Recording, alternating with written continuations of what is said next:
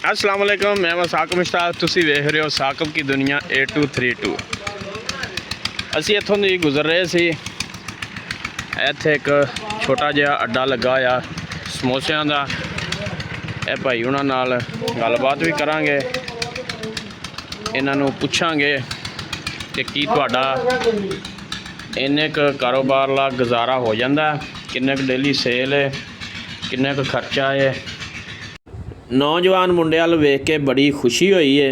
पढ़िया लिखिया बच्चा है, फिर भी किसी किस्म की शर्म महसूस नहीं करता अगर उन्होंने चंगा कारोबार नहीं मिलिया। इंशाअल्लाह अल्लाह पाक चंगा कारोबार भी उन्होंने एक दिन मिलेगा, तो लेकिन अपना जिहड़ा कारोबार फिर भी कर रहा है। अस्सलाम वालेकुम भाई। वालेकुम सलाम। की हाल चाल है भाई? अल्हम्दुलिल्लाह। इधर आ जाओ, अपने समोसियां पकौड़ियां तो दूर चल गए हो। हाँ जी। हाँ जी भाई, ये कदों का कारोबार शुरू किया अजे? हो गए तकरीबन 2 साल। 2 साल हो गए। हाँ जी। इत्थे ही लाउंदे हो जां होर किते भी? नहीं इत्थे लगदे। किन्नी क सेल हो जाती तुहाडी? सेल बस हो ही जाती शुक्र है। फिर भी यानी कि बिल्कुल छोटा जिहा कारोबार है। खुशी सानू इस गल दी है कि तुसीं इहदे विच शर्म नहीं महसूस कीती।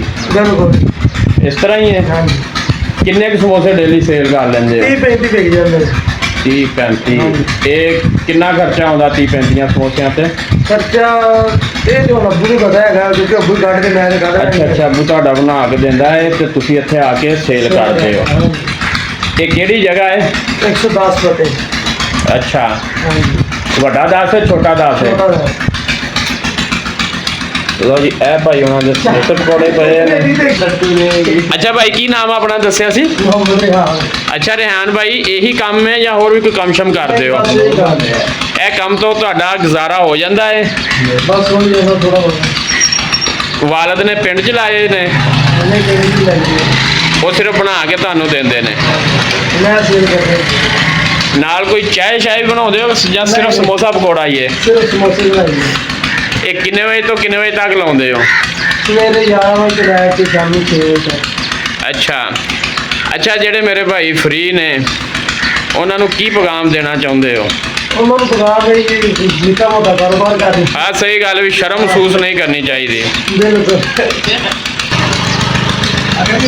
लो जी, ए अलफदास का जोड़ा ना चौक है, ਇੱਥੇ इर्द गिर्द ਦੇ ਇਲਾਕੇ ਦੇ ਲੰਘਦੇ ਟੱਪਦੇ ਲੋਕ ਨੇ ਜਿਹੜੇ ਇਹ ਭਾਈ ਕੋਲੋਂ ਸਮੋਸੇ ਲੈ ਲੈਂਦੇ ਨੇ।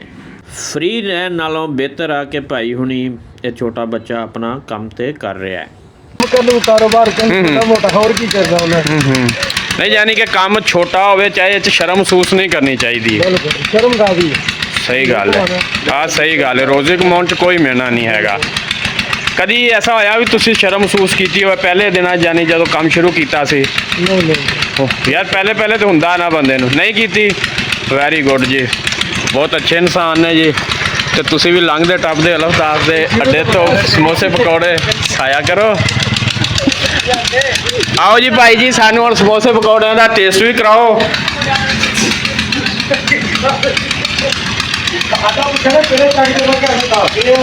रेहान भाई आयो एक मिनट इधर यार। लो जी रेहान भाई, टेस्ट भी सानू करवा दो हुण।